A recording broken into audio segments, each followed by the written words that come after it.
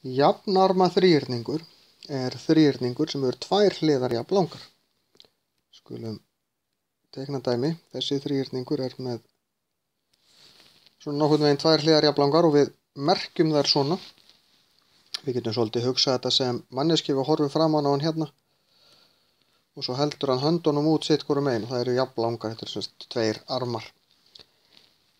Og þeir geta náttúrulega snúið hvernig sem er, það þarf ekki alltaf að snúa þannig að hliðin sem er ekki eins snúi alltaf niður, hún getur snúið í hvaða átt sem er.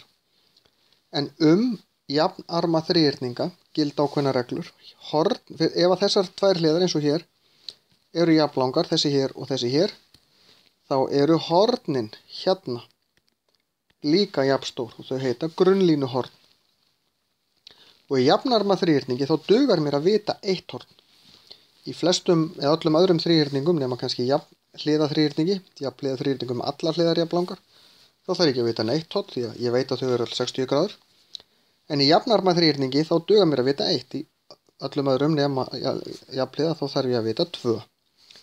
Ef ég veit topphornið, sem er hornið sem sagt hérna uppi, ef ég til dæmis veit að það er 40 gráður, þá eru eftir hornasumma þríhyrnings sem 180 gráður, þá þarf ég að draga frá 40, þá fæ ég út 140. En það deilist jafnt á þessi 2 horn hérna, þá bara deili ég með 2, ég fæ út 70. Þessi 2 horn eru 70 gráður. Ef að ég veit, og þetta þarf að merkja svona, ef ég veit að þetta horn er 50 gráður, þá veit ég að þetta er líka 50 gráður, þá er ég búið með 100 gráður, dreg það frá 180 og þá fæ ég út 80 gráður sem er þá topphornið. Þannig ég þarf alltaf bara að vita eitt horn í jafnarma þríhyrningi því að þá veit ég hver hin 2 eru. Ég þarf bara að passa hvað er grunnlínuhorn og hvað er topphorn. Því þetta snýr ekkert alltaf svona.